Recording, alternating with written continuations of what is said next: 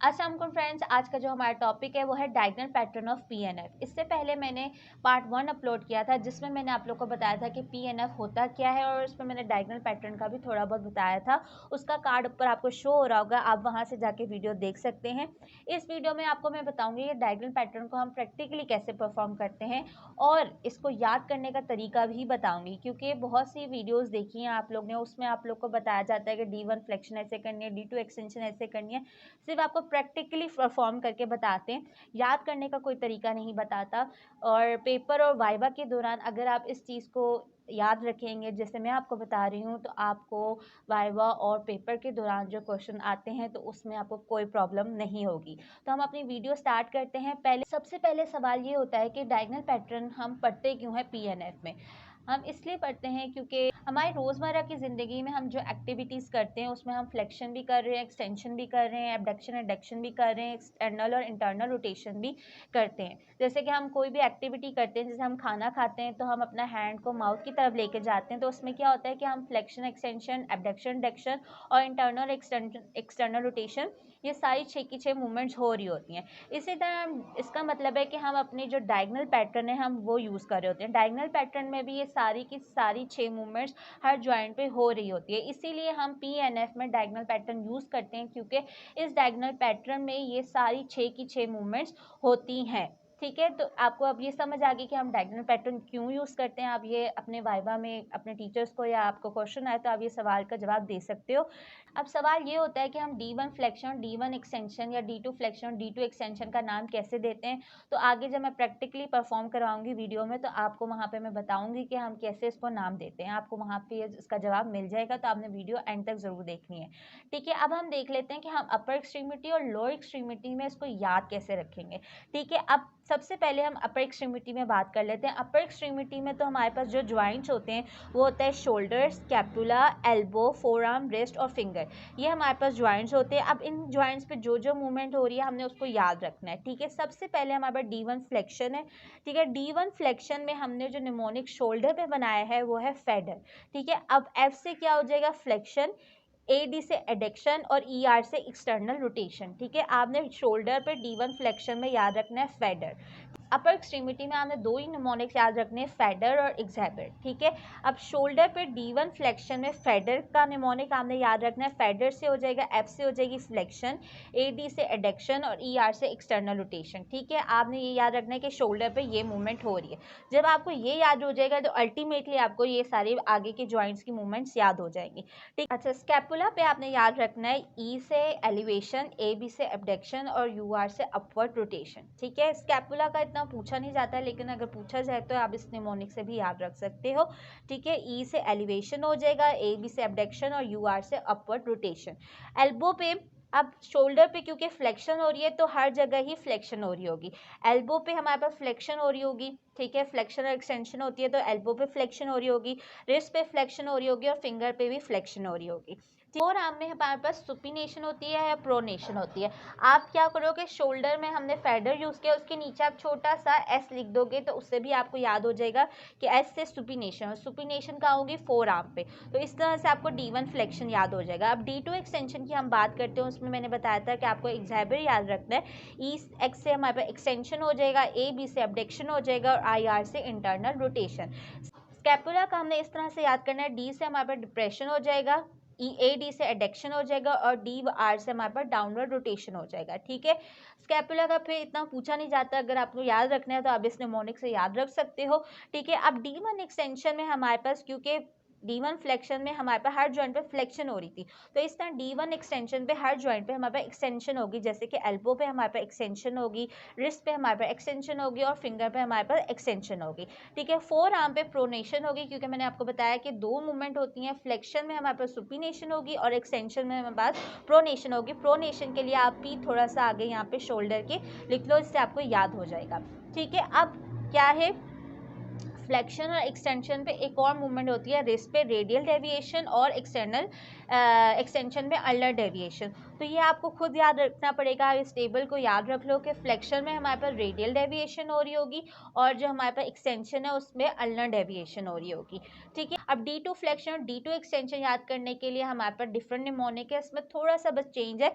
हमने D1 extension में और फ्लेक्शन में सबसे पहले मैं आपको D1 फ्लेक्शन का बताऊंगी। D1 फ्लेक्शन में हमने फेडर पढ़ा है, ठीक है, तो D2 फ्लेक्शन में वो हो जाएगा फेबर। क्या चेंजेस आई है कि ए डी की जगह हमारे पास ए बी आ जाएगा। ठीक है, इधर एफ से फ्लेक्शन हो जाएगी, ए बी से अबडक्शन हो जाएगी और बाकी सेम रहेगा, ई आर से एक्सटर्नल रोटेशन।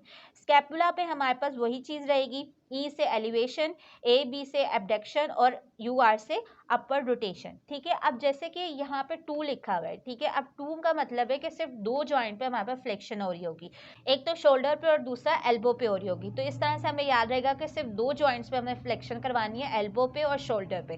ठीक है, अब बात रही रिस्ट और फिंगर की। अब रिस्ट और फिंगर पे हमारे पास एक्सटेंशन हो जाएगी। ठीक है, फ्लेक्शन क्यों नहीं होगी, क्योंकि यहाँ पे 2 लिखा हुआ है, तो मैंने आपको बताया कि 2 लिखा हुआ है तो 2 जॉइंट्स पे हमारे फ्लेक्शन होगी और 2 जॉइंट्स पे हमारे पास एक्सटेंशन होगी। और रेडियल डेविएशन का मैंने आपको बताया कि फ्लेक्शन जहाँ पे भी होगा वहाँ पे रेडियल डेविएशन होगी, तो इस तरह से आपको याद हो जाएगा। ठीक है, अब 4 आर्म में सुपिनेशन होती है, तो हमने भी यहाँ पे लिख दिया फ्लेक्शन में सुपिनेशन होगी। ठीक है, ये हमारे पास D2 फ्लेक्शन हो गया। D2 एक्सटेंशन याद करने के लिए हमारे पास जो निमोनिक है एक्स एडर है।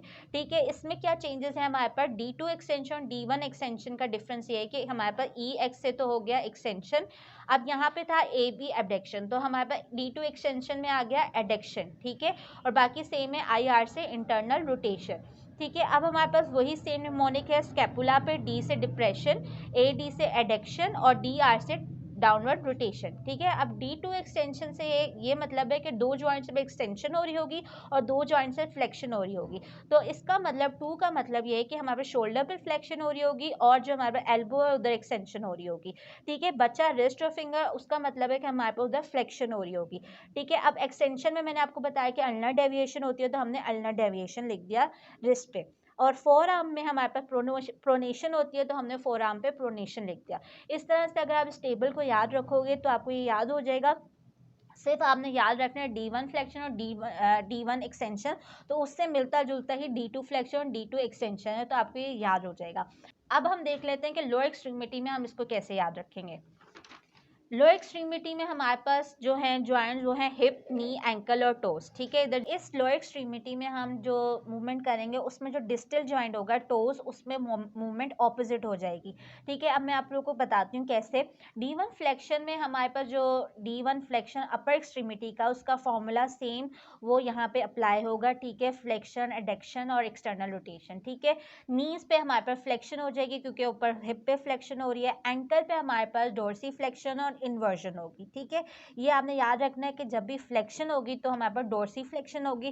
टोस पे जो हो जाएगा वो हमारे पास, मैंने आपको बताया, ऑपोजिट मूवमेंट हो जाएगी, जो ऊपर हो रही है फ्लेक्शन तो नीचे टोस पे हो जाएगी एक्सटेंशन। ठीक है, ये हो गया हमारे पास। अब एंकल पे हमारे पास डोर्सी फ्लेक्शन भी होती है, प्लांटर फ्लेक्शन होती है, इन्वर्जन होती है और ई वर्जन होती है।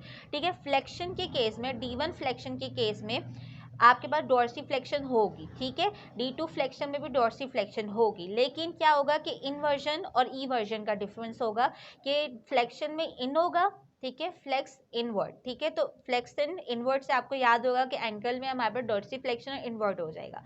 ठीक है, इस तरह D1 एक्सटेंशन में हमारे पास जो अपर एक्सट्रीमिटी का D1 एक्सटेंशन था उसमें जो सेम फॉर्मूला इधर है वो हम लिख लेते हैं, जो था हमारे पास ई एक्स से हमारे पास एक्सटेंशन हो जाएगी, ए बी से एबडक्शन और आई आर से इंटरनल रोटेशन। वो सेम फॉर्मूला हमने इधर अप्लाई किया। ठीक है, अब नीज पे हमारे पास एक्सटेंशन हो जाएगी क्योंकि हिप पे भी एक्सटेंशन हो रही है।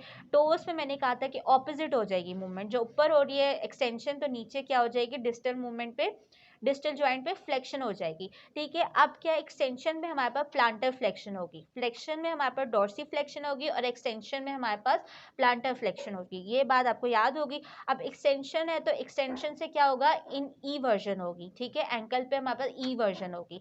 अब हम याद कर लेते हैं D2 फ्लेक्शन। D2 फ्लेक्शन में जो हमारे पास और D2 फ्लेक्शन का अपर एक्सट्रीमिटी में थोड़ा सा फर्क है। हमारे पास D2 जो फ्लेक्शन था अपर एक्सट्रीमिटी का, उसमें हमारे पास फ्लेक्शन थी ए बी से एबडक्शन थी और ER से एक्सटर्नल रोटेशन थी। लेकिन हम जब लोअर एक्सट्रीमिटी की बात करते हैं तो हमारे पास जो इंटरनल रोटेशन होती है और एक्सटर्नल रोटेशन वो डिफरेंट हो जाती है, वो हमारे पास बोन के लिहाज से होती है। ठीक है, तो हमने क्या करना है कि D2 फ्लेक्शन में हमारे पास बस E की जगह हमने IR लगा देना है। ठीक है, तो फ्लेक्शन, एबडक्शन और IR से इंटरनल रोटेशन। अब फ्लेक्शन हिप पे हो रही है तो इसका मतलब नी पे भी फ्लेक्शन हो रही होगी, जैसे कि मैंने बताया कि एंकल पे डॉर्सी फ्लेक्शन होगी फ्लेक्शन में, तो इधर भी डॉर्सी फ्लेक्शन होगी।